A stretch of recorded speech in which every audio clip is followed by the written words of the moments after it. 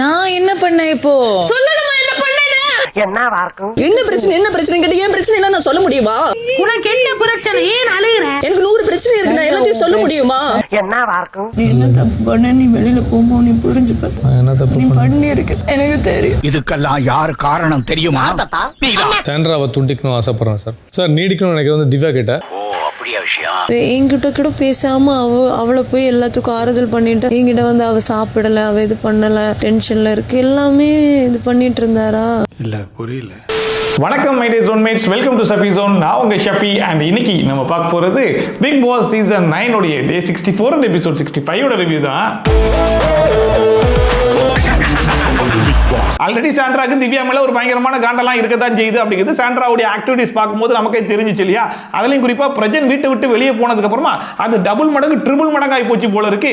திவ்யா நேத்து வந்து உன் ட்ரெஸ் எடுத்து வைக்க போறியா, வச்சுட்டேன்னா என் ட்ரெஸ்ஸை வச்சுப்பேன் அப்படின்னு தான் கேட்டாங்க. உடனே போயிட்டு அந்த ட்ரெஸ் எல்லாம் எடுத்து தொப்புக்குடின்னு போட ஆரம்பிச்சிட்டாங்க. சரி ஓகே, அந்த ட்ரெஸ் எல்லாம் நானே உள்ள அடிக்கிறேன் அப்படிங்கிற மாதிரி திவ்யா சொன்னதுக்கு லீவ் இட், அதெல்லாம் ஒன்றும் வேணாம் அப்படிங்கிற மாதிரி சொன்னாங்க. நான் என்ன பண்ணேன் சாண்ட்ரா அப்படின்னு தான் கேட்டாங்க. நீ என்ன பண்ணணும் நான் சொல்லட்டுமா அப்படிங்கிற மாதிரி கேட்டிருந்தாங்க. சீக்கிரம் சொல்லுமா, நீ சொன்னா எங்களுக்கே தெரியும் அப்படிங்கிற மாதிரி இருந்துச்சு. ஆனா கடைசி வரைக்கும் என்ன பண்ணாங்கன்றதை மட்டும் சொல்லவே இல்லை. அதுல வேற உனக்கு என்ன பிரச்சனை, நான் அந்த வீட்டை விட்டு வெளியே போகணுமா, இப்ப ட்ரெஸ் எடுத்து உள்ள வச்சே ஆகணுமா அப்படின்னு சொல்லிட்டு கண்ட மணிக்கு கடந்து கைமையான்னு கத்த ஆரம்பிச்சிட்டாங்க. உடனே அங்கேருந்து வந்து வினோத், சபரி, ரம்யா எல்லாருமே வந்து கூட்டிட்டு போயிட்டு விடு அவங்க வேற டென்ஷன்ல இருக்காங்க அப்படிங்கிற மாதிரி சபரி சொன்னாப்ல. அங்க பேசினது கூட காதல கேட்டுட்டு வேறனா என்ன வேற சபரி என்ன வேற அப்படிங்கிற மாதிரி கத்திக்கிட்டு இருந்தாங்க. யாரா இவங்க நடிப்பு அரக்கினாலும் எக்ஸ்ட்ரீம் நடிப்பு அரக்கியால இருக்காங்க அப்படிங்கிற மாதிரி இருந்துச்சு. நான் என்ன பண்ணேன் இப்போ? சொல்லணுமா என்ன பண்ணேன்னு? இதுல வர உங்களுக்கு மனசாட்சி இல்லையா? சத்தியமா கேட்கிறேன். சோசம் ரெஸ்பெக்ட் மேன், கூட இருக்கிற கண்டஸ்டன்ஸை தயவு செஞ்சு கொஞ்சம் புரிஞ்சுக்கோங்க அப்படிங்கிற மாதிரிலாம் கேட்டிருந்தாங்க. அதை பார்க்கும்போது ஏமா நீ கொஞ்சம் புரிஞ்சுக்கோமா, ஏன்னா மற்ற எல்லாருமே பிரஜன் வீட்டை விட்டு வெளியே போயிருக்காரு அப்படிங்கிறத புரிஞ்சுக்கிட்டு உனக்கு வந்து எவ்வளோ கன்சோல் பண்ண முடியுமோ அவ்வளோ தூரம் கன்சோல் பண்ணாங்க. நைட் எல்லாம் சபரி உட்காந்து அந்த மனுஷன் அந்த அளவுக்கு பேசுன்னு பேசினாப்புல நீ பெட்ஷீட்டை போட்டுட்டு அழுகும் போது நேற்று நீ தைரியம் சொன்னா அதே ரம்யா தான் வந்து உங்களுக்கு தைரியம்லாம் சொல்லிட்டு இருந்தாங்க. இந்த மாதிரி வீட்டில் இருக்கிற எல்லாருமே கேர் எடுக்க தான் செய்யறாங்க. ஏன் திவ்யா கூட எல்லா இடத்துலையும் வந்து கூடவே நின்று கன்சோல் பண்ணாங்க, சமாதானப்படுத்திட்டு தான் இருந்தாங்க. பட் உனக்கு என்னமோ அவங்க மேல இருக்கக்கூடிய காண்டெல்லாம் கொண்டு வந்து ஒட்டிட்டு இருக்க. இதுல வர இங்க இருக்க யாருமே மனசாட்சி இல்லாம நடந்துக்கிறாங்கன்றதை யாரு சொல்றாங்க பாருங்க. மனசாட்சி இல்லையா உங்களுக்கு? எல்லாம் எனக்கு புரியல, எனக்கு சத்தியமா நான் கேட்கிறேன். உண்மையிலேயே சாண்ட்ராவை கம்பேர் பண்ணும்போது பிரஜன்லாம் எவ்வளவோ மேலும் தான் தோணுது. முன்னாடி வரைக்கும் நிறைய பேர் சொல்லிட்டு இருந்தாங்க இல்லையா, பிரஜன் இந்த வீட்டை விட்டு வெளியே போனாதான் சாண்ட்ராவுடைய கெப்பாசிட்டியே என்னன்னு தெரியும், அவங்களோட உண்மையான கேமே வெளியே வரும். ஸோ அதுக்காகவாச்சும் பிரஜன் இந்த வீட்டில் இருக்கக்கூடாது அப்படிங்கிற மாதிரி சொல்லிலாம் நாமினேட் பண்ணாங்க. அந்த மனுஷன் இடத்துல வெளியே போயிட்டாப்ல. ஆனால் உண்மையிலே பிரஜன் இந்த வீட்டில் இருந்து சாண்ட்ரா வெளியே போயிருந்தா கூட கொஞ்சம் நல்லா தான் இருந்திருக்கும் போல இருக்கு. அந்த மனுஷன் கேமா பார்த்தாப்புல, கொடுத்த அட்வைஸை புரிஞ்சுக்கிட்டு திருத்திக்கிட்டு கடைசி 2 வாரம் கேமை நல்லா ஆடினாப்புல. ஆனால் சாண்ட்ரா என்ன பண்றாங்க அப்படின்னா சுத்தி யாரு என்ன பண்றா, யாரை எப்படி குறை சொல்லலாம், யாரை மட்டம் தட்டலாம், இந்த மாதிரி வேலையை தான் பார்த்துட்டு இருக்காங்க. இப்போ அவங்க புருஷன் வெளியே போகும்போது கூட என் புருஷனுக்கு எங்கெங்கெல்லாம் தப்பா போயிருக்கும் அப்படிங்கிற மாதிரி யோசிச்சு ஃபுல் அண்ட் ஃபுல் நெகட்டிவிட்டி தான் சொல்லிட்டு இருக்காங்களே தவிர்த்து வெளியே போய் பாசிட்டிவான்ற ஒரு வார்த்தை வரல. சூசம் கைண்ட்மேன், கொஞ்சமாக புரிஞ்சுக்கோ, கூட இருக்கிற கோ-கண்டஸ்டன்ட். ஆனா ஒண்ணுங்க, இந்த மாதிரி சிச்சுவேஷன்லாம் யார் கரெக்டா யூஸ் பண்ணிக்கிறாங்களோ இல்லையோ, பார்வதி களத்துல இறங்கி பயங்கரமான சகுனி வேலைகள்லாம் பாக்குறாங்க. ஆக்சுவலா சாண்ட்ரா இவ்வளவு கோவப்பட்டு பேசும்போது விடு ஏன் டென்ஷன் ஆகுற அந்த மாதிரி சமாதானப்படுத்தி தான் பரவாயில்ல. இப்போ கூட திவ்யா பத்தி எப்படி ஏத்தி விட முடியுமோ அந்த அளவுக்கு ஏத்தி விட்டுட்டு தான் இருந்தாங்க. அதெல்லாம் லைவ்ல பார்த்தவங்களுக்கு கண்டிப்பா தெரிஞ்சிருக்கும். 1 எபிசோட தான் கட் பண்ணிட்டாங்க. அப்புறமா பிக் பாஸ் மேக்கப் சாங்லாம் போட்டுவிட்டு எல்லாரும் போயிட்டு பயங்கரமான டான்ஸ்லாம் ஆடி முடிச்சுட்டு வந்துட்டாங்க. அப்போ கனி வந்து எக்ஸசைஸ் சொல்லி கொடுத்தாங்க. சபரி வேணா அதை ஃபாலோ பண்ணிட்டு இருந்தாங்களா. அப்போ வினோத் வந்து அதை பார்த்துட்டு இருந்தாப்புல. அங்கேருந்து விக்ரம் வந்து என்ன பண்றாங்க அப்படிங்கிற மாதிரி கேட்டா அது ஒன்றும் இல்லை, நிறைய சேட்டை பண்ணிட்டு இருந்தாங்களா, அதனால தான் பனிஷ்மெண்ட் கொடுத்துருக்கேன் அப்படின்னு சொல்லிட்டு கலாய்ச்சிட்டு இருந்தாப்புல. பனிஷ்மெண்ட் கொடுத்துருக்கிறேன் ரொம்ப அமுகலம். அப்புறமா எல்லாருமே இப்படி கையை ஆட்டிக்கிட்டு இருக்கும்போது அது வேற ஒன்றும் இல்லை, கேட்டை மூடி வச்சிருக்காங்கல்ல, அதான் பறந்தாச்சு வெளியே போக முடியுமான்னு ட்ரை பண்ணிட்டு இருக்காங்க அப்படின்னு சொல்லிட்டு மனசனுக்கே உண்டான அந்த ஹியூமர் சென்ஸை வச்சு பயங்கரமா கலாய்ச்சி விட்டாரு. கேட்டு அவங்களா பறக்க ட்ரை பண்றாங்க. அப்புறமா அமித், வியானா, வினோத் 3 பேருக்கு வந்து பேசிட்டு இருக்கும்போது அமித் சொல்றாப்ல, வீக்கெண்ட் எபிசோட்ல ஒரு கேள்வி ஒன்று கேட்டாங்கல்ல, அடுத்தவங்களை அமிக்கி மேல வர பாக்குறது யாரு அப்படின்னு சொல்லிட்டு அதுல அமித் வந்து ஆதிரை பேரை சொல்லியிருப்பார் போல. அதுக்கு காரணமா சபரி எங்கேயுமே வேலை பார்க்கல அப்படின்னு சொல்லி அவர் அமிக்கி ஆதிரை வந்து மேல வர பாக்குறாங்கன்ற மாதிரி சொல்லியிருப்பாராம். அதை சொன்ன உடனே அவங்களை பழி வாங்குறேன் பாரு அப்படின்னு சொல்லிட்டு ஆதிரை வந்து அமித் பேரை சொல்லிட்டாங்க.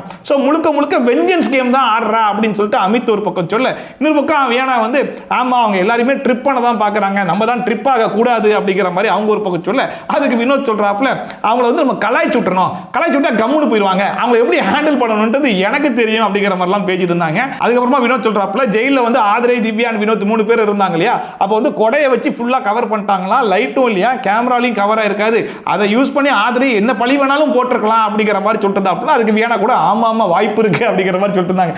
லைட்டும் இல்லை, என் மேல இருக்கிற கோபத்தில் அவங்க வந்து எதை வேணா எதை வேணா பண்ணலாம். அவர் என்ன சொல்ல வராரு அப்படின்னா, ஏதோ என்கிட்ட தப்பா நடந்துகிட்டாரு அப்படிங்கிற மாதிரி சொன்னா என்ன ப்ரூஃப் இருக்கு, ஏன்னா கொடையை வச்சு ஃபுல்லா மறைச்சிட்டாங்க, லைட்டும் இல்ல, அதை நம்பி தானே ஆவாங்க, ஸோ அந்த மாதிரி பழி போடக்கூடிய ஆள் தான் ஆதிரை அப்படிங்கிற மாதிரி சொல்லிட்டு இருந்தார். அந்த வினோத் சொல்றதுக்கான முக்கியமான காரணம் என்ன அப்படின்னு சொல்லி பார்த்தீங்கன்னா, ஆதிரையுடைய ரீஎன்ட்ரிக்கு அப்புறமா அவங்களுக்கு எங்கெங்கெல்லாம் வாய்ப்பு கிடைக்குதோ அங்கெல்லாம் போயிட்டு எஃப்ஜே வந்து யூஸ் பண்ணிட்டான், அவன் விக்டிம் கார்டை யூஸ் பண்ணிட்டான், பொண்ணுங்களை யூஸ் பண்ணி தான் கேமே விளையாடுறான், என்ன தப்பா ப்ரொஜெக்ட் பண்ணிட்டான், என் பேரையே கெடுத்துட்டான் அப்படிங்கிற மாதிரி எவ்வளவு பழி போட முடியுமோ அவ்வளவு பழி தூக்கி போட்டுருக்காங்களே, அதே மாதிரி ஏன் மலையும் பழி போடுறதுக்கு எவ்வளவு நேரம் ஆகுன்றது தான் அப்படி கேட்கிறாப்புல. என்னால வாட்டர் மிலன் போறேன்ற உன்னால இங்க எவ்வளவு பேர் பாதிக்கப்பட்டாங்க தெரியுமா. அப்புறமா அரோரா அங்கேருந்து கிச்சனுக்கு வந்துட்டு என்ன இங்க ஃபங்கஸ்லாம் இருக்குது அப்படிங்கிற மாதிரி அமித் கிட்ட காமிச்சாங்களா, அதை பார்த்த உடனே கமருதீன் ஃபங்கஸ் இருக்குதுலாம் சொல்லி தெரியல, இதெல்லாம் கிச்சன் டீம்ல இருக்கவங்க தானே பார்த்தாகணும், 10 வாரம் ஆகி போச்சு, இது வரைக்கும் நீங்க கிச்சன் டீமுக்கே வரல, அதனால யாரு கேப்டன் ஆகுறீங்களோ இவங்களை வந்து கிச்சன் டீம்ல போடுங்கப்பா அப்படிங்கிற மாதிரி கமருதீன் சொன்ன உடனே அதுக்கு அரோரா வந்து அமித் உங்ககிட்ட தான் சொல்றாப்புல, நீங்க கேப்டன் ஆனா நீங்க எந்த டீம்ல வேணாலும் போடலாம்,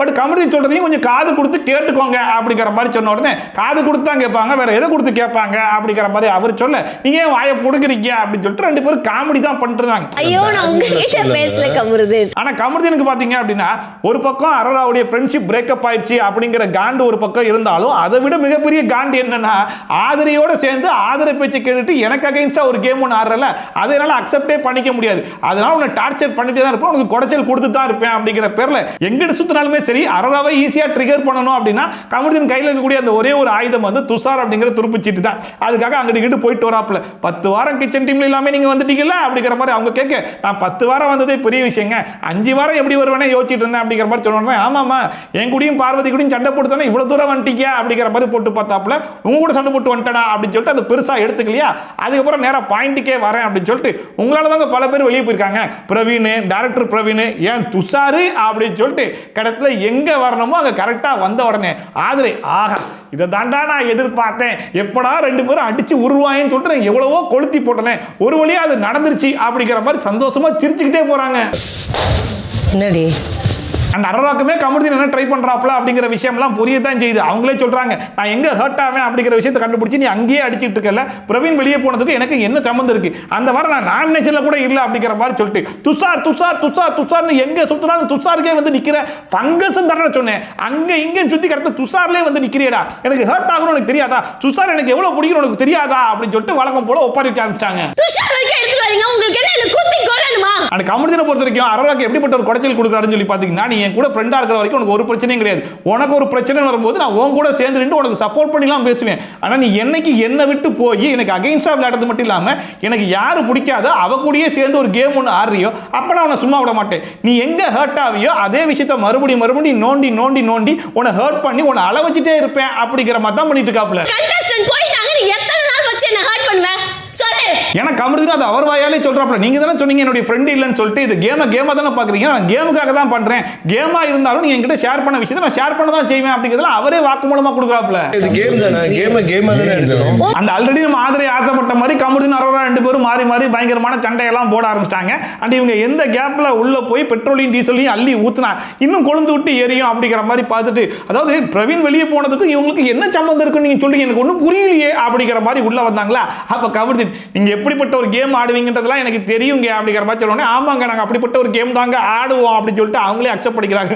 கடைசியில் 3வது வாரமே வெளியே போனவ தானே நீ அப்படிங்கிற மாதிரி சொன்னோன்னே, அதான் நாங்கள் மறுபடியும் உள்ள வந்துட்டோம்ல அப்படிங்கிற மாதிரி சொல்லிட்டு, நீ வெளியே போனது மக்களால் ஓட் செய்யப்பட்டு வெளியே போன, மக்களுக்கு உன்னை பிடிக்கலன்னு சொல்லி வெளியே கழுத்து பிடிச்சி தள்ளி விட்டாங்க, ஆனா மறுபடியும் நீ உள்ள வந்ததுமா மக்கள் மறுபடியும் ஓட்டு போட்டு உள்ள அமைச்சு விட்ட மாதிரி பேசிட்டு இருக்கு. பிக் பாஸ் டீம் தான் உனக்கு 2வது வாய்ப்பே கொடுத்துருக்காங்க, அதை முதல்ல புரிஞ்சுக்கோமா அப்படிங்கிற மாதிரி தான் இருந்துச்சு. போயிட்டு வந்திருக்கேன் சும்மா இல்ல சரியா, போயிட்டு வந்திருக்கேன். அதுல ஹைலைட்டான காமெடியா கடைசியா ஆதிரை ஒரு டயலாக் ஒன்று சொல்றாங்க பாருங்க, யார் யார் எங்க ஹர்ட் ஆவாங்க அப்படிங்கிறதெல்லாம் கரெக்டா கண்டுபிடிச்சு அடிக்கிறதுலாம் ஒரு டேலண்டே கிடையாது அப்படிங்கிற மாதிரி. அது கமுடின் அரோரா வந்து துஷாரை யூஸ் பண்ணி அடிச்சாதான் ஹர்ட் ஆவாங்க அப்படிங்கிற மாதிரி தெரிஞ்சு அடிக்கிறார் இல்லையா, அதை தான் குத்தி காமிச்சு பேசுறாங்கன்றது நல்லாவே தெரியுது. ஓகே கரெக்ட் தான். ஆனா அதை யாரு சொல்றா அப்படிங்கிற விஷயம் இருக்கு இல்லையா, ஆதிரை சொல்றதுக்குலாம் கொஞ்சமாச்சு தகுதி இருக்கான்ற மாதிரி தான் இருந்துச்சு. ஏன்னா ஆதிரை ரீஎன்ட்ரி கொடுத்த நேரத்துல இருந்து இப்போ வரைக்கும் அதே வேலையை தான் பார்த்துட்டு இருக்காங்க. இப்போ கமுடினா எங்க அடிச்சா கமுடினுக்கு வலிக்கும் அப்படிங்கிற மாதிரி தெரிஞ்சுக்கிட்டு தான் அரோரா கிட்ட உசுப்பேத்தி அரோராவை கமுடினுக்கு அகைன்ஸ்டா ஒரு கேமே விளையாட வச்சிட்டு இருக்காங்க. அதுதான் கமுடினுக்கு ஹர்ட் ஆகுது. அது மூலியமா தான் இவ்வளவு பிரச்சனையே வருது. எஃப்ஜேவை எங்க அடிச்சா அவன் ஹர்ட் ஆவான் அப்படின்னு சொல்லி தெரிஞ்சு எஃப்ஜே அடிச்சிட்டு இருக்காங்க. வினோத்தை எங்க அடிச்சா அவருக்கு வலிக்கும் அப்படிங்கிற மாதிரி தெரிஞ்சு வினோத்தையும் வந்து ஹர்ட் பண்ணி ஒரு கேம் ஒன்று ஆடி இருக்காங்க. இந்த மாதிரி இந்த வீட்டில் யார் யாரை எங்கெங்க அடிச்சா ஹர்ட் ஆவாங்க அப்படிங்கிற மாதிரி தெரிஞ்சு ஆதிரை ஒரு கேம் விளையாடிட்டு எப்படிதான் கொஞ்சம் கூட வாய் கூசாம அடுத்தவங்களை பார்த்து சொல்றதுக்குலாம் வாய் வருதுன்னே தெரிய மாட்டேது. ஒரு என்ன பாயிண்ட் வச்சு அடிச்சா ஹர்ட் ஆவான்னு தெரிஞ்சு பண்றதுலாம் ஒரு டேலண்டே கிடையாது. சரியா? அந்த ஒரு பக்கம் ஆதிரை கொளுத்தி போட அரோராவும் அதுக்கேற்ற மாதிரி கொழுந்து விட்டு எரிஞ்சுக்கிட்டு தான் இருக்காங்க. அது எப்படி என் மேல நீ அக்யூசேஷன் வைக்கலாம்? நான் விளையாடாம இருப்பேன், என்ன அனுப்பணும்னா எப்பயும் அனுப்பியிருப்பாங்களே, அரோரான்னு சுத்திட்டு இருக்கும் போதெல்லாம் தெரியா, இப்ப என்ன விட்டு வெளியே போனதுக்கு அப்புறமா இதெல்லாம் உனக்கு தெரியுதா அப்படிங்கிற மாதிரி கேட்டிருந்தாங்க.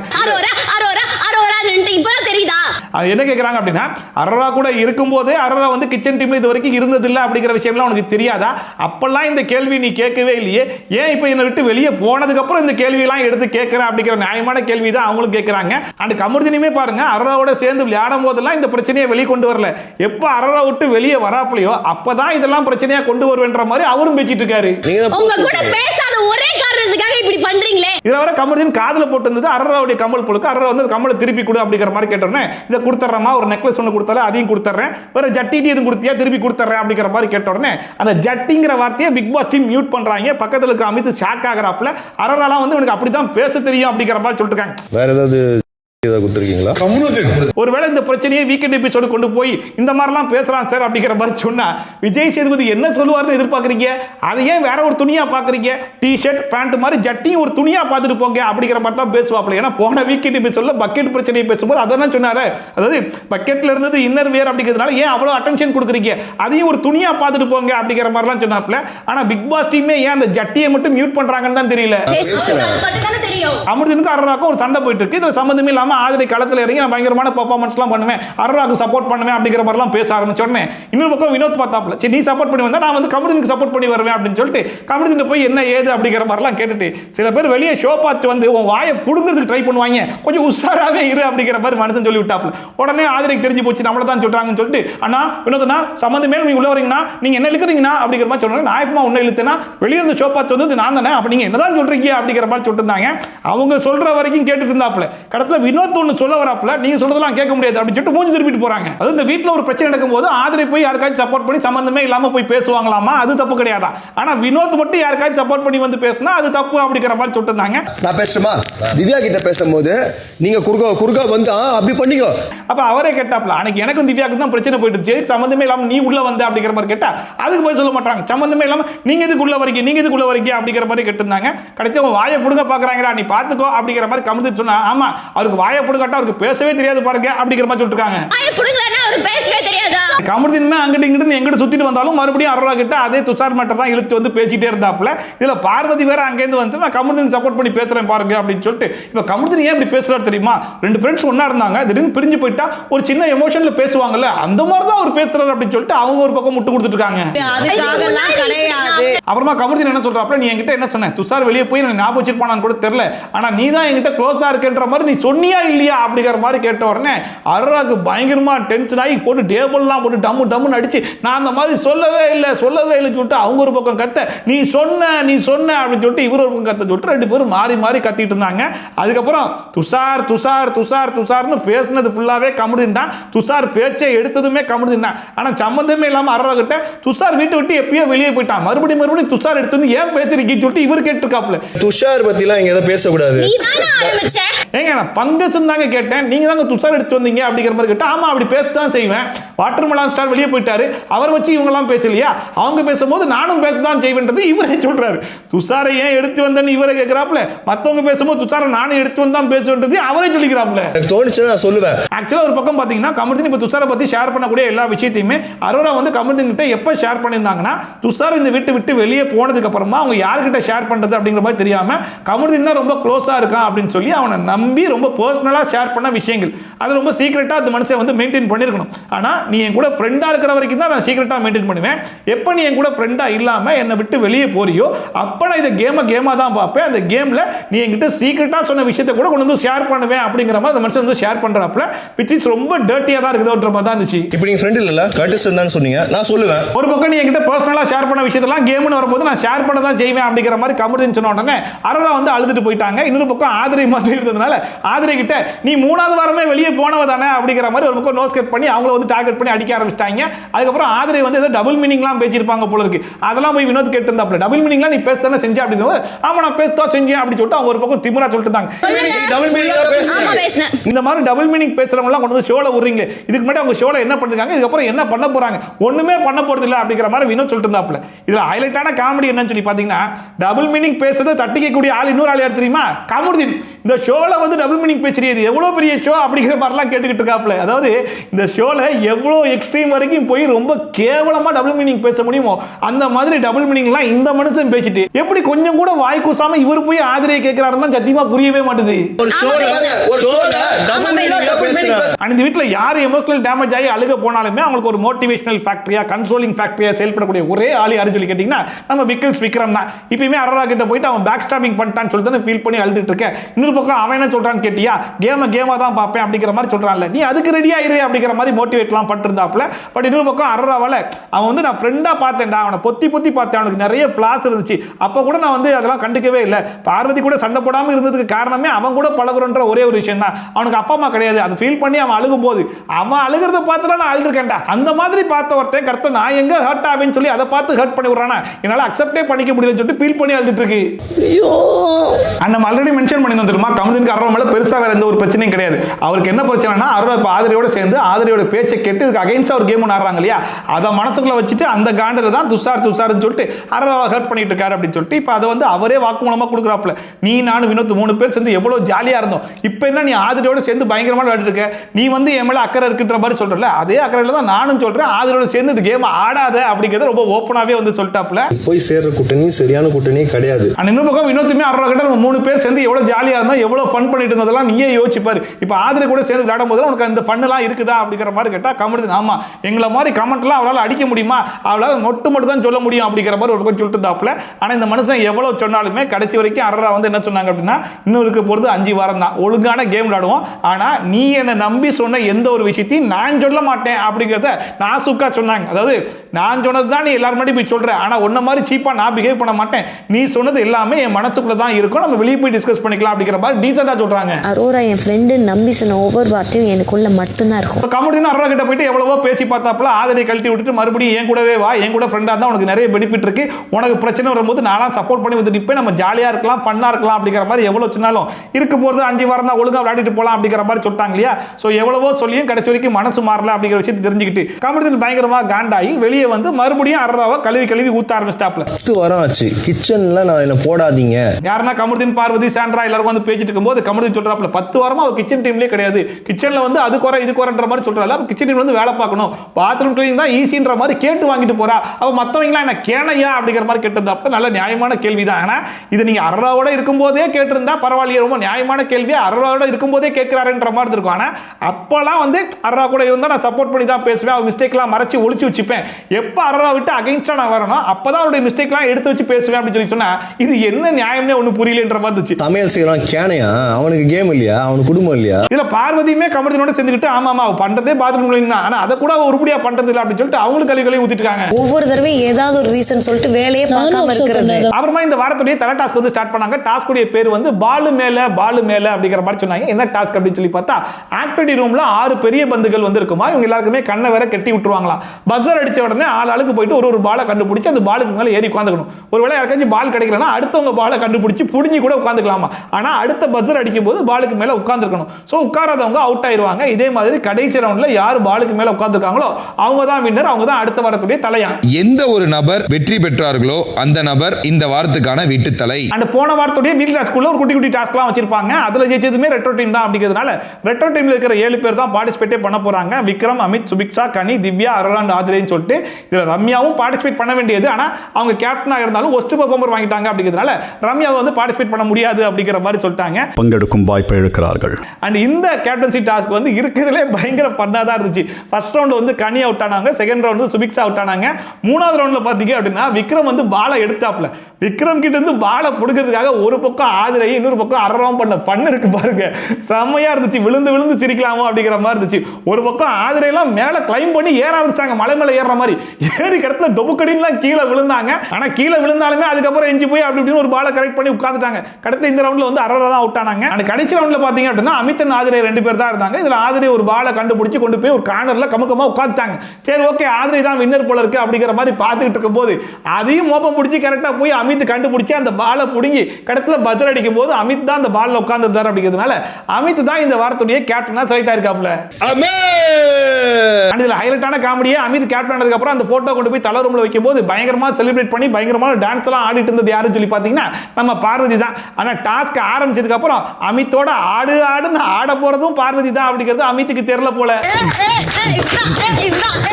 இவ்வளவு நம்ம எல்லாருக்குமே சாண்ட்ரா எதனால இவ்வளவு கோவப்படுறாங்க, எதுக்கு எரிஞ்சு எரிஞ்சு விழுறாங்க, திவ்யா போய் பேசினாலே கடுப்பாக்குறாங்களே, அண்ட் அது மட்டும் இல்லாம பிரச்சனை வெளியே போகும்போது நீ எதுக்கு வெளியே போகிற அப்படிங்கிற விஷயம்லாம் எனக்கு தெரியும், எங்க தப்பா போச்சுன்றதெல்லாம் எனக்கு தெரியும், நீ வெளியே போய் பாரு உனக்கே புரியும் அப்படிங்கிற மாதிரிலாம் சொல்லிட்டு இருந்தாங்க. அண்ட் ஈவன் திவ்யா கிட்ட சொல்லட்டுமா நீ என்ன பண்ணன்றதை சொல்லட்டுமா அப்படிங்கிற மாதிரிலாம் கேட்டிருந்தாங்களே. அதுலயும் குறிப்பா எங்க அப்பா இறந்த மாசம் அதனால தான் ஃபீல் பண்ணி உட்கார்ந்துருக்கேன் அப்படிங்கிற மாதிரிலாம் ஒரு உருட்டுனாங்களே.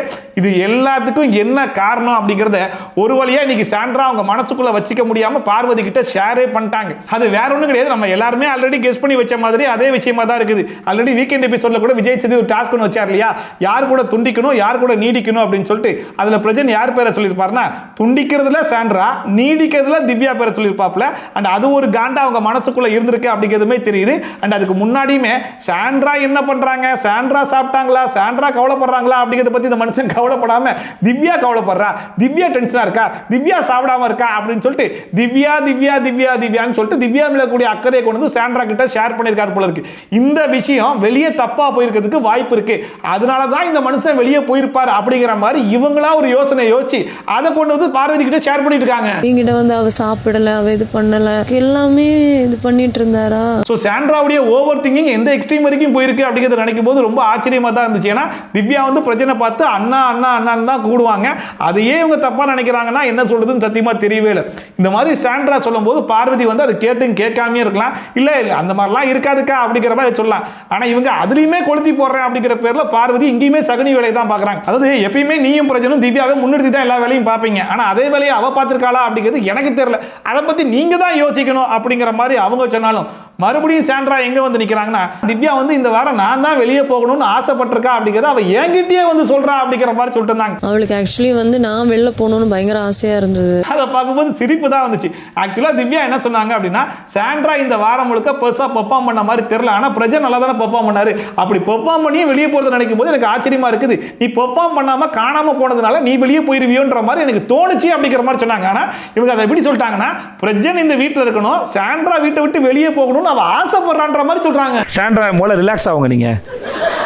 ஆக்சுவலா திவ்யா பொறுத்த வரைக்கும் இந்த வீட்டில் இருக்கிற எல்லாருக்கிட்டையுமே ரொம்ப ரூடா தான் பேசுவாங்க, ஹார்ஷா தான் பேசுவாங்க, அவங்க பேசுறது தான் சரின்ற மாதிரி பேசுவாங்க, அவங்க பேசுறது அடுத்தவங்க கேட்கணும், அடுத்தவங்க பேசுறது காது கொடுத்து கேட்க மாட்டாங்க அப்படிங்கிற மாதிரி பல குற்றச்சாட்டுகள் அவங்க மேல இருக்கத்தான் செய்யுது. அது எல்லாமே கரெக்ட் தான், அது தப்புன்னு சொல்ல முடியாது. ஆனா இன்னொரு பக்கம் பார்த்தா இவங்க இந்த வீட்டில் மதிக்கக்கூடிய ஒரு ஆளா யார் இருக்காங்கன்னா சாண்ட்ரா மட்டும் தான் இருப்பாங்க. சாண்ட்ரா சொல்றதை கேட்பாங்க. சாண்ட்ராவை அகைன்ஸ்டா எந்த ஒரு கேமும் இவங்க ஆடினதே கிடையாது. சாண்ட்ராக்கு என்னென்ன நல்லது பண்ண முடியுமோ அந்த அளவுக்கு கூட இருந்து எல்லாமே பண்ணிருக்காங்க. அப்படிப்பட்ட திவ்யாவே சாண்ட்ரா இவ்வளவு தூரம் கழுவி கழுவி ஊத்துறாங்க அப்படின்னா என்ன சொல்றதுன்னு சத்தியமா புரியவே இல்லை.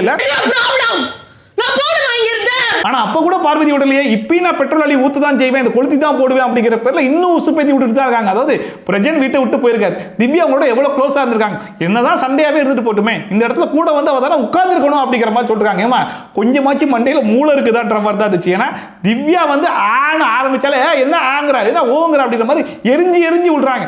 இவ்வளவு தூரம் எரிஞ்சு எரிஞ்சு விடுறவங்க கிட்ட மறுபடியும் வந்து பேசினா அவங்களுக்கு இன்னும் டென்ஷனா தான். சரி ஓகே நம்ம போய் பேசினா அவங்களுக்கு பிடிக்கலன்னா ஒரு ஸ்பேஸ் கொடுப்பாங்கல்ல, அந்த ஸ்பேஸை தான் திவ்யா கொடுத்துருக்காங்க அப்படிங்கிறது நல்லாவே தெரியுது. அந்த ஸ்பேஸை கூட ஏன் கொடுக்குறாங்க, இந்த நேரத்துக்கு அவங்க கூட வந்து உட்காந்து பேசிருக்கணுமா இல்லையா அப்படின்னு சொல்லிட்டு அதுல கூட பார்வதி உசுப்பேத்தி விட்டுட்டு இருக்காங்க. ஒரு நல்லா பழகினவங்க என்ன சண்டையா இருந்தாலும் இந்த மாதிரி டைம்ல ஒரு கூட இருக்கணும் இல்ல சம்திங் ஏதாவது ஒன்று நினைப்பாங்கல்ல. அண்ட் இதுல வர சாண்ட்ராக்கு இப்பதான் கேமே புரியுதாமா, தனியா விளையாண்டா இந்த கேமை விட்டு வெளியே போயிருவோம், குரூப்பா விளையாண்டா மட்டும் தான் இந்த கேம்ல இருக்க முடியும், நாமினேஷன் தப்பிக்கவே முடியும் அப்படிங்கிற விஷயத்துல இவங்க எல்லாருமா சேர்ந்து தான் ஸ்ட்ராட்டஜின்ற மாதிரி சொல்லி கொடுத்துருக்காங்களாமா. ஸ்ட்ராட்டஜி இப்ப வெளியில வந்துச்சு தெரியுதா? சோ இது மூலமா சாண்ட்ரா என்ன சொல்ல வராங்கன்னா, பிரஜன் இண்டிவிஜுவலா விளையாண்டதால தான் ஒரு வீட்டை விட்டு வெளியே போயிருக்காரு. சோ நானும் இதுக்கப்புறம் இண்டிவிஜுவலா விளையாட போறது கிடையாது, நானுமே ஒரு குரூப்பை உருவாக்கிட்டு அந்த குரூப் வச்சு தான் விளையாட போறேன் அப்படிங்கிறத அபிஷியலா கன்ஃபார்ம் பண்றாங்க போல இருக்கு. குரூப்பா இருந்தா போகாதுன்னு சொல்றாங்க. அப்புறமா ஒரு இந்த வாரத்துல நாமினேஷன் ப்ராசஸ் வந்து ஸ்டார்ட் பண்ணாங்க. இதோட நாமினேஷனை பொறுத்த வரைக்கும் ரெட்ரோ டீம் வந்து வின் பண்ணிட்டாங்க அப்படிங்கிறதுனால அவங்க எல்லாருக்குமே நாமினேஷன் ஃப்ரீ பாஸ் வேற கொடுத்துட்டாங்கல. So Amit, Vikram, Ghani, ஆதிரே, Arora, Divya and Subiksha இந்த 7 பேருமே நாமினேட் பண்ண முடியாது, மீதி இருக்கிற 8 பேரை தான் நாமினேட்டே பண்ண முடியும் அப்படின்னு சொல்லிட்டு இந்த நாமினேஷனை ஸ்டார்ட் பண்ணாங்க. அண்ட் இந்த வாட்டி நாமினேஷன் ப்ராசஸ்மே கொஞ்சம் டிஃபரெண்டா இருக்கும் அப்படிங்கிற பேர்ல பேரை எழுதி அவங்களுக்கு என்ன ரீசன் அப்படிங்கிற மாதிரி சொல்லி அந்த பேப்பரை வெளியே தூக்கி எறியணுமா. இதுதான் டிஃபரெண்டான நாமினேஷன் ப்ராசஸா. இந்த நாமினேஷன் ப்ராசஸ் கொஞ்சம் வித்தியாசமான முறையில் நடக்கும். இதுல இருக்கிறதுலே அதிகமான ஓட்டு வந்து ரம்யாக்கு தான் வந்துச்சு. மொத்தமா 7 ஓட்டு வந்துச்சு. வியானா, கனி, வினோத், பார்வதி, அமித், விக்ரம், FJ அப்படின்னு சொல்லிட்டு இதுல மத்தவங்க எல்லாம் வந்து வீக்கெண்ட் எபிசோட்ல சொன்ன அதே விஷயத்தை தான் சொன்னாங்க. எமோஷனல் பாண்டிங் வச்சு ஒரு கேம் ஒன்று ஆடுறாங்க, சிம்பதி கிரியேட் பண்ணி கேம் ஒன்று ஆடுறாங்க, தலையை மிஸ்யூஸ் பண்ணி ஒரு கேம் ஒன்று ஆடுறாங்க அப்படின்னு சொன்னாங்க. இதுல கடைசியா வியானா சொன்னது தான் இருக்கிறதுலே ஹெவி காமெடியா இருந்துச்சு. அதாவது அவங்க கோவப்படும் போது அவங்களுடைய வார்த்தைகள், அவங்க பேசுற தமிழ் எல்லாமே நல்லா இருக்கு, ஆனா மத்த நேரத்துல மட்டும் அவங்க பேசுற ஸ்லாங் அது இதெல்லாம் கொஞ்சம் ஃபேக்கா இருக்குது, தமிழ் தெரியாத மாதிரி நடிக்கிறாங்க அப்படிங்கிற மாதிரி சொல்லிட்டு இருந்தாங்க. அதாவது சொல்ற விஷயம் என்னமோ கரெக்ட் தான், ஆனா அது யாரு சொல்றான்னு ஒன்று இருக்குல்ல, வியானா அதை சொல்றாங்களோ அப்படிங்கிற மாதிரி தான் இருந்துச்சு. வியானா மற்ற நேரத்தில் என்னடா சொல்ற டெய்லர் அங்கிள் அந்த ஸ்கர்ட்டை கொஞ்சம் மேலே தூக்கி தைக்கிறீங்களா அப்படிங்கிற மாதிரி பேசுவாங்க. ஆனா எங்கேயாச்சும் வீக்கெண்ட் எபிசோட்ல விஜய் சேதுபதி கிட்ட பாயிண்டா பேசும்போது அவ்வளோ கிளாரிட்டியா பேசுவாங்க, நாமினேஷன்ல வந்து அடுத்தவங்களை பத்தி சொல்லும் போது அவ்வளோ கிளாரிட்டியா சொல்லுவாங்க. ஸோ அந்த வேலையை இந்த வீட்டில் பார்க்கக்கூடிய ஒன் ஆஃப் தி ஆளா வியானாவே இருந்துகிட்டு அதையே வந்து அடுத்தவங்களை பார்த்து சொல்லும் போது தான் காமெடியா இருக்கு. தெளிவான தமிழ் பேசுறாங்க, ஆனா ஒரு டாஸ்க் வந்தா உங்களுக்கு புரியல. அண்ட் ரம்யாக்கு அடுத்தபடியா சபரிக்கு தான் 6 ஓட்டு வந்துச்சு. அரோரா, வினோத், பார்வதி, கமர்தீன், வியானா அண்ட் சுபிக்ஷா அப்படின்னு சொல்லிட்டு. அண்ட் சபரிக்கு இந்த வாரம் 6 ஓட்டு வந்ததுக்கான முக்கிய காரணம் என்னன்னு சொல்லி பார்த்தீங்கன்னா, கடைசி 2 வாரமா மனுஷன் வந்து கொஞ்சம் கமுக்கமான ஒரு கேம் ஒன்று ஆடி எல்லார்கிட்டையும் குட் புக்ஸ்ல இருந்துகிட்டு நாமினேஷன்லேயே வராம தப்பிச்சிட்டாப்ல. 2 வாரம் நாமினேஷன்லேயே வரல, இந்த வாரமும் நாமினேஷன்ல வராம போயிருவானோன்னு பயந்தே 6 பேர் ஓட்டு போட்டாங்க. சபரி மட்டும் எங்க அளவுக்கு முனைப்பா தவற வந்து தட்டி கேட்கலையோ அப்படின்னு தோணுது. அண்ட் அடுத்த வியானாக்கு பார்த்தீங்கன்னா மொத்தமா 4 ஓட்டு வந்துச்சு. அரோரா, சபரி, சாண்ட்ரா அண்ட் ரம்யா அப்படின்னு சொல்லிட்டு. வியானா இந்த வீட்டில் கொஞ்சம் ஃபேக்கான விஷயங்கள்லாம் பண்ணிட்டு இருக்காங்க இல்லையா, அதை தான் எல்லாருமே மென்ஷன் பண்ணாங்க, ரொம்ப ஃபேக்கா இருக்காங்க அப்படின்னு சொல்லிட்டு. அதை ரம்யாலாம் என்ன சொன்னாங்கன்னா, என்கிட்ட பேசுற வரைக்கும் எனக்கு கேட்கலன்னு சொன்னா, ஆனா விஜய் சேதுபதி வந்துட்டு எனக்கு கேட்டுச்சு சார் அப்படிங்கிற மாதிரி சொல்லும் போது எனக்கு பயங்கர ஷாக்கிங்கா இருந்துச்சு, அவளே ரொம்ப ஃபேக்கா தான் இருக்காங்க அப்படின்னு சொல்லிட்டு ரம்யாவே சொல்லி அட்மிட் பண்ணி விட்டாங்க. ரியல்னஸ் நான் என்ன பார்க்காத மாதிரி ஃபீல் ஆகுது, அதனால வியானா. அண்ட் அடுத்த FJக்குமே அதே 4 ஓட்டு தான் வந்துச்சு. அமித், சாண்ட்ரா, கமர்தீன், ஆதிரே அப்படின்னு சொல்லிட்டு. இதுல மத்த எல்லாருமே கடைசி 2 வீக்ஸா அவன் சரியா பெர்ஃபார்ம் பண்ணல, இன்வால்வ்மெண்ட்டே காட்டல இல்லையா, அதே ஒரு ரீசனா சொல்லி நாமினேட் பண்ணாங்க. ஆனா ஆதிரே மட்டும் எப்பயும் என்னுடைய நாமினேஷன் ரீசனை வந்து மாத்தவே மாட்டேன், வெளியிருந்து வரும்போதே மனப்பாடம் பண்ணிட்டு வந்துட்டேன்ல, தூக்கத்தில் எழுப்பி கேட்டா கூட சொல்லுவேன்ல அப்படிங்கிற பேர்ல போன வாரம் நாமினேஷன்ல என்ன ரீசன் சொன்னாங்களோ, வீக்கெண்ட் எபிசோட்ல எதை எடுத்து சொன்னாங்களோ அதே தான் மறுபடியும் இங்கே ரிஜிஸ்டர் பண்ணிருக்காங்க. அதாவது விக்டிம் கார்டை யூஸ் பண்றான், கேர்ள்ஸை யூஸ் பண்ணி தான் கேம் விளையாடுறான், என் பேரை கெடுக்க பார்க்கறான், என்ன தப்பா ப்ரொஜெக்ட் பண்றான்னு சொல்லிட்டு அதே சொல்லிட்டு இருக்காங்க. விக்டிம் கார்டு ப்ளே பண்ணாரு என்ன வச்சு. எனக்கு தெரிஞ்சு ஆதிரை வீட்டுக்குள்ள வரதுக்கு முன்னாடி பாபநாசம் படத்தையும் பார்த்து வந்துட்டாங்களான்னு தெரியல, சொன்னதையே திருப்பி திருப்பி திருப்பி திருப்பி சொல்லிக்கிட்டே இருந்தோம் அப்படின்னா பார்க்குற ஆடியன்ஸுக்கு இதுதான் உண்மை போல இருக்கு சொல்லி நம்பிடுவாங்கன்ற மாதிரி அவங்க நம்பிட்டு இருக்காங்க போல இருக்கு. அவதான் இப்படி இருக்கா, அவதான் வந்து என்ன லவ் பண்றா. அடுத்த சாண்ட்ராக்கு வந்து மொத்தமா 3 ஓட்டு வந்துச்சு. கனி, விக்ரம் அண்ட் FJ அப்படின்னு சொல்லிட்டு. இதுல கனிலாம் வந்து அவங்களுக்கு வந்தா மட்டும் தான் ரத்தம், மற்றவங்களுக்குலாம் வந்து தக்காளி சட்னியா அப்படிங்கிற மாதிரி கேட்டிருந்தாங்க. FJ வந்து அடுத்தவங்களை வீக்காக்கி ஒரு கேம் ஒன்று ஆடுறாங்க அப்படிங்கிற மாதிரி சொல்லிட்டு இருந்தான். இதுல விக்ரம் வந்து சுபிக்ஷாவை ஹர்ட் பண்ணாங்க இல்லையா, அதுக்கு ஒரு சாரி கூட கேட்கல, அதனால நாமினேட் பண்றேன், இந்த வீட்டில் வந்து ரூல்ஸ் எதுவுமே மதிக்காத ஒரே ஆள் வந்து சாண்ட்ரா தான், அதனால நாமினேட் பண்றேன் அப்படிங்கிற மாதிரி சொல்லி நாமினேட் பண்ணி விட்டாங்க. ரூல்ஸ் அதையெல்லாம் அவங்க மதிக்கிற மாதிரி எனக்கு பெருசா தெரியல. அந்த அடுத்த கமர்தீனுக்கு பாத்தீங்கன்னா மொத்தமா 3 ஓட்டு வந்துச்சு. சுபிக்ஷா, ஆதிரே அண்ட் திவ்யா அப்படின்னு சொல்லிட்டு. 3மே கொஞ்சம் டிஃபரெண்டான ரீசனாவே இருந்துச்சு. சுபிக்ஷா என்ன சொன்னாங்க அப்படின்னா, பார்வதியோட சேர்ந்தா ஒரு கேம் அஃபெக்ட் ஆகுதுன்னு தெரிஞ்சுமே பார்வதியோட சேர்ந்தே ஒரு கேம் விளையாடிட்டு இருக்காரு அப்படிங்கிற மாதிரி சொன்னாங்க. ஆதிரை வந்து வழக்கம் போல அரோரா வந்து பிரேக் டவுன் பண்ணி அது மூலமா ஒரு கேம் விளையாடுறதுக்கு பாக்குறாரு அப்படிங்கிற மாதிரி சொல்லியிருந்தாங்க. திவ்யா வந்து பார்வதி, அரோரா 2 பேரும் யூஸ் பண்ணி ஒரு கேம் ஒன்று ஆடுறாங்க அப்படிங்கிற மாதிரி ஒரே ரீசனா எப்படிலாம் சொல்ல முடியுமா அப்படிலாம் மாறி மாறி சொல்லிருந்தாங்க. அண்ட் அநாகரிகமா பேசுறாப்புல, நிறைய வார்த்தையெல்லாம் விடுறாப்புல அப்படிங்கிற மாதிரி இருக்கிற மொத்த ரீசனையும் கூட்டி நாமினேட் பண்ணி விட்டாங்க. தேவையில்லாம சண்டை போடுறாரு, வார்த்தைகளை விடுறாரு. அண்ட் கடைசியா வினோத்துக்கு பாத்தீங்கன்னா 2 ஓட்டு தான் வந்துச்சு, திவ்யா அண்ட் சபரி அப்படின்னு சொல்லிட்டு. இந்த திவ்யா வந்து இந்த வீட்டுக்குள்ள வரக்கூடிய பல குழப்பத்துக்கு காரணமாவே வினோத் தான் இருக்காப்புல அப்படிங்கிற மாதிரி சொல்லியிருந்தாங்க. ஆக்சுவலா போன வாரம் முழுக்க திவ்யா அண்ட் வினோத்துக்கு வராத சண்டை கிடையாது அப்படிங்கிற அளவுக்கு 2 பேரும் மாறி மாறி முட்டிக்கிட்டாங்க இல்லையா. அதை மனசுல வச்சு தான் நாமினேட் பண்ணிருக்காங்க அப்படிங்கிறது நல்லாவே தெரிஞ்சு. இன்னொரு பக்கம் சபரி அண்ட் வினோத் இவங்க 2 பேருக்குமே முட்டிக்கிச்சு. இதுல வினோத் வேற நம்ம டீமுக்குள்ள யாரோ ஒருத்தங்க நமக்கு அகைன்ஸ்டா விளையாடுறாங்களோ அப்படிங்கிற மாதிரி ஃபீல் ஆகுது அப்படிங்கிற மாதிரி சொல்லியிருப்பாப்ல. அது யாருங்கிறது அங்க சொல்லல, வீக்கெண்ட் எபிசோட்ல தான் அது சபரின்ற மாதிரி சொல்லியிருப்பாரு. ஏன்னா ஆப்போனன்ட் டீமோட பயங்கர க்ளோஸா இருக்கிறதுனால எங்க டீமுக்கு அகைன்ஸ்டா விளையாடுறாரோ அப்படிங்கிற மாதிரி ஒரு ஃபீல் இருக்கு, துரோகின்ற மாதிரி சொல்லிட்டார் இல்லையா. சோ அதை தான் மனசுல வச்சு சபரி சொல்றாருன்றது நல்லாவே தெரிஞ்சு. எக்ஸ்ட்ரீம்லி அவுட் ஆஃப் எமோஷன், அவர் குழப்பறது மட்டும் இல்லாம பல பேருக்கு அது பிரச்சனையா இருக்கு அப்படிங்கிற மாதிரி சொல்லி நாமினேட் பண்ணி விட்டாப்ல. கேமையும் ரொம்ப பாதிக்குது, அது இல்லாம அவங்கள சுத்தி இருக்கவங்களோட கேமையும் பாதிக்குது. சோ இந்த வாரம் பாத்தீங்கன்னா ரம்யா, சபரி, எஃப்ஜே, கமருதீன், வினோத், சாண்ட்ரா, வியனா அப்படின்னு சொல்லிட்டு 7 பேர் நாமினேட் இருக்காங்க. கண்டிப்பா இந்த வாரம் வந்து டபுள் எவிக்ஷன் தான் இருக்கும் அப்படிங்கிறது நல்லாவே தெரியுது. ஏன்னா இன்னும் இருக்கிறது 6 வாரம் தான், ஆனா 15 பேர் உள்ள வச்சிட்டு இருக்காங்க. எப்படிதான் ஷோ ஓட்ட போறாங்க என்ன ஏதுன்னு தெரியல. இந்த வாட்டி அதிசயமா ட்ரிபிள் எவிக்ஷன் அப்படிங்கிற மாதிரிலாம் வச்சா ரொம்ப சந்தோஷமா தான் இருக்கும். எல்லாரும் கூட்டமா வெளியே அனுப்பிச்சு விடுங்கடா அப்படிங்கிற மாதிரி தான் இருந்துச்சு. அண்ட் இந்த 7 பேர்ல பாத்தீங்க அப்படின்னா ரம்யா, எஃப்ஜே, வியனா இவங்க 3 பேர்ல யாராச்சும் ஒரு ஆள் வெளியே போறதுக்கான அதிகமான சான்சஸ் இருக்கும். அண்ட் இந்த வாரமும் நீங்க ரம்யாவை அனுப்பலன்னு வைக்க, அப்பவே நாங்க கன்ஃபார்ம் பண்ணிடுவோம் இந்த சீசனுடைய டைட்டில் வின்னரே ரம்யா தான். இத்துடன் நாமினேஷன் ப்ராசஸ் முடிந்தது. ஆனா இதெல்லாம் கூட ஆச்சரியம் கிடையாதுங்க. இந்த வாட்டி நாமினேஷன் பிரைசஸ்ல நாமினேட் பண்றதுக்கு மொத்தமே 8 பேர் தான் இருக்காங்க. அந்த 8 பேர் வந்து ஒரு ஆள் எஸ்கேப் ஆயிருக்காங்க, வெறும் ஒரே ஒரு ஓட்டு வாங்கி. அது யார் தெரியுமா? பார்வதி. வழக்கமா ஒரு ஓட்டு வாங்குறவங்க லாரியில ஏத்துவாங்க. பட் இந்த வாட்டி பார்வதின்றதால லாரியில இருந்து இறக்கி விட்டாங்களா என்னன்னு தெரியல. அதை கேட்கும்போது நமக்கு ஷாக்கிங்கா இருந்துச்சு இல்லையோ, பார்வதிக்கே பயங்கர ஷாக்கிங்கா தான் இருந்துச்சு. இதுல ஹைலைட்டான காமெடி என்னன்னு சொல்லி பாத்தீங்கன்னா, லாஸ்ட் வீக் நாமினேஷன்ல அரோரா பேர் வரல அப்படின்னு உடனே கமருதீன் பார்வதி போய் சொல்லிருப்பாங்க, பாத்தியா நம்ம 3 பேர் மாறி மாறி அடிச்சிட்டாலும் அரோரா மட்டும் எஸ்கேப் ஆயிட்டா, இதுல அவுட் ஆகிறது நம்ம 2 பேர் தான் அப்படின்னு சொல்லிட்டு கடத்துல இந்த வாரம் அவங்க எஸ்கேப் ஆயிட்டாங்க. என்னடா அண்ட் இந்த நாமினேஷன் ப்ராசஸ் முடிஞ்ச உடனே சாண்ட்ரா அண்ட் ரம்யா இவங்க 2 பேரும் உட்காந்து பேசிட்டு இருக்காங்க. சாண்ட்ரா வந்து நான் 6 வாரம் நாமினேஷன்ல வந்துட்டு 1 வாரம் கூட தப்பிக்கல அப்படின்னு சொல்லிட்டு அவங்க பெருமையை அவங்க சொல்ல. இன்னொரு பக்கம் ரம்யா, நான் இந்த வீட்டில் இல்லாட்டா கூட என்ன நாமினேட் பண்ணுவாங்க தெரியுமா, மொத்தம் 8 வாரம் நாமினேஷன்ல வந்திருக்கேன் அப்படிங்கிற மாதிரி அவங்க ஒரு பக்கம் பெருமையை சொல்லிட்டு இருக்காங்க. நான் வெளில போயிட்டா கூட ரம்யா வெளில போயிட்டான்னு குத்துனாலும் குத்துவாங்க, சொல்ல முடியாது. அண்ட் பார்வதி நாமினேஷன்ல தப்பிச்சது கூட பரவாயில்லைங்க, ஆனா தப்பிச்சிட்டேன்னு சொல்லிட்டு ஒரு பெர்ஃபார்மன்ஸ் ஒன்று பண்ணாங்க பாருங்க.